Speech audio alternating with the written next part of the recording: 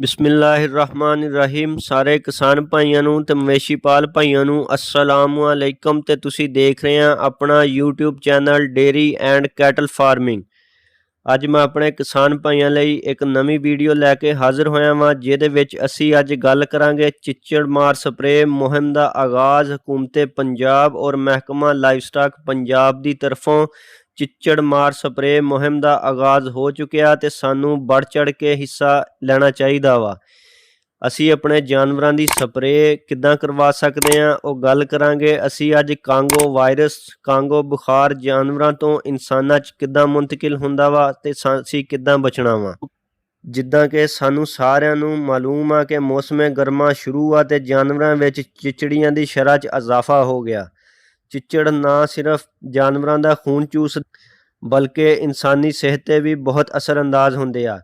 ਚਿਚੜਾਂ ਤੋਂ Congo virus ਨਾਮੀ ਬੁਖਾਰ ਜਨਮ ਲੈਂਦਾ ਵਾ, ਜੋ ਕਿ ਜਾਨਲੇਵਾ ਵੀ ਸਾਬਤ ਹੋ ਸਕਦਾ ਵਾ। ਸਾਨੂੰ ਆਪਣੇ ਫਾਰਮ 'ਤੇ ਚਿੱਚੜ ਮਾਰ ਸਪਰੇ ਜਾਂ ਚੂਨਾ ਵਗੈਰਾ ਛਿੜਕਣਾ ਚਾਹੀਦਾ ਤਾਂ ਕਿ ਜਾਨਵਰਾਂ ਦੀ ਸਿਹਤ ਦਾ ਖਿਆਲ ਰੱਖਿਆ ਜਾ ਸਕੇ।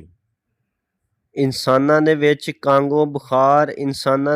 ਕਾਂਗੋ ਬੁਖਾਰ ਦੀ ਕੀ ਅਲਾਮਾਤ ਨੇ? ਤੇਜ਼ ਬੁਖਾਰ ਹੋ ਜਾਂਦਾ, ਸਰ ਦਰਦ, ਨੱਕ ਮੂੰਹ ਜਾਂ ਜਿਸਮ ਦੇ ਕਿਸੇ ਵੀ ਹਿੱਸੇ 'ਚੋਂ ਖੂਨ ਵਹਿੰਦਾ, ਪੱਠਿਆਂ 'ਚ ਦਰਦ ਰਹਿੰਦਾ ਅਤੇ ਗਲੇ 'ਚ ਸੋਜਸ਼ ਨੇ। ਤੇ ਮੁਤਾਸਰਾ ਜਾਨਵਰਾਂ 'ਤੇ ਕੀ ਅਸਰਾਤ ਹੋ ਸਕਦੇ ਨੇ? ਜਾਨਵਰ ਕਮਜ਼ੋਰ, ਦੁੱਧ ਤੇ ਗੋਸ਼ਤ ਦੀ ਪੈਦਾਵਾਰ 'ਚ ਕਮੀ, ਜਿਲਦ ਤੇ ਗੋਸ਼ਤ ਵਿੱਚ ਮਿਆਰ ਦੀ ਕਮੀ, ਜਾਨਵਰ ਬੇਚੈਨ ਤੇ ਬੇਸਕੂਨ ਜਿਹਾ ਰਹਿੰਦਾ ਵਾ। ਹਿਫਾਜ਼ਤੀ ਤਦਾਬੀਰ ਅਸੀਂ ਕੀ ਕਰ ਸਕਦੇ ਹਾਂ? ਮੁਤਾਸਰਾ ਜਾਨਵਰ ਨੂੰ ਤੰਦਰੁਸਤ ਜਾਨਵਰਾਂ ਤੋਂ ਅਲੱਗਾ ਰੱਖਾਂਗੇ। ਲੱਕੜੀ ਵਾਲੀਆਂ ਖੁਰਲੀਆਂ ਦਾ ਇਸਤੇਮਾਲ ਘੱਟ ਕਰਾਂਗੇ। ਖੁਰਲੀਆਂ ਦੀਆਂ ਦਰਾੜਾਂ ਵਿੱਚ ਅਸੀਂ ਗਰਮ ਪਾਣੀ ਪਾਵਾਂਗੇ ਔਰ ਚਿੱਚੜ ਮਾਰ ਅੱਛੀ ਜਿਹੀ ਸਪਰੇ ਜਾਂ ਇੰਜੈਕਸ਼ਨ ਦਾ ਅਸੀਂ ਇਸਤੇਮਾਲ ਕਰਾਂਗੇ। ਪੰਜਾਬ ਚਿੱਚੜ ਮਾਰ ਸਪਰੇ ਮੁਹਿੰਮ ਦੇ ਵਿੱਚ ਅਸੀਂ ਕਿੱਦਾਂ ਸ਼ਾਮਲ ਹੋ ਸਕਦੇ ਹਾਂ? ਮੰਡੀਆਂ ਦੇ ਵਿੱਚ ਤੇ ਚੈੱਕ ਪੁਆਇੰਟਸ ਦੇ ਉੱਤੇ ਕੈਂਪ ਲੱਗੇ ਨੇ ਮਹਿਕਮਾ ਲਾਈਵ ਸਟਾਕ ਦੇ। ਅਸੀਂ ਜਦੋਂ ਵੀ ਕਿਸੇ ਸ਼ਹਿਰ ਜਾਂ ਮੰਡੀ ਦੇ ਵਿੱਚ ਦਾਖਲ ਹੋਵਾਂਗੇ, ਪਹਿਲੋਂ ਆਪਣੇ ਜਾਨਵਰਾਂ ਨੂੰ ਚਿੱਚੜ ਮਾਰ ਸਪਰੇ ਅਸੀਂ ਕਰਵਾਵਾਂਗੇ ਤੇ ਫਿਰ ਅਸੀਂ ਆਪਣਾ ਜਾਨਵਰਾਂ ਨੂੰ ਖਰੀਦੋ ਫਰੋਖਤ ਸ਼ੁਰੂ ਕਰਾਂਗੇ, ਤਾਂ ਕਿ ਨਏ ਆਉਣ ਵਾਲੇ ਜਾਨਵਰ ਜਾਂ ਜਿਹੜੇ ਅਗਲੇ ਘਰ ਜਾਣ ਸਾਡੇ ਜਾਨਵਰ ਸਾਰੇ ਚਿੱਚੜਾਂ ਤੋਂ ਮਹਿਫੂਜ਼ ਰਹਿਣ ਔਰ ਕਾਂਗੋ ਵਾਇਰਸ ਤੋਂ ਬਚਿਆ ਜਾ ਸਕੇ।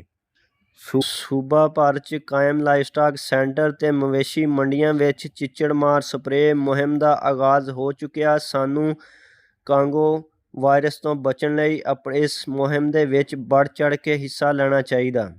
ਤੇ ਇਹ ਸੀ ਸਾਡੀ ਅੱਜ ਦੀ ਵੀਡੀਓ ਕਾਂਗੋ ਵਾਇਰਸ ਕਾਂਗੋ ਬੁਖਾਰ ਦੇ ਮੁਤਲਕ। ਅਗਰ ਭਾਈਆਂ ਨੂੰ ਸਾਡੀ ਮਾਲੂਮਾਤੀ ਵੀਡੀਓ ਅੱਛੀ ਲੱਗੀ ਹੋਵੇ ਤੇ ਸਾਡੇ ਚੈਨਲ ਨੂੰ ਸਬਸਕ੍ਰਾਈਬ ਕਰਕੇ ਵੀਡੀਓ ਨੂੰ ਜ਼ਰੂਰ ਲਾਈਕ ਕਰ ਦਿਓ। ਸ਼ੁਕਰੀਆ।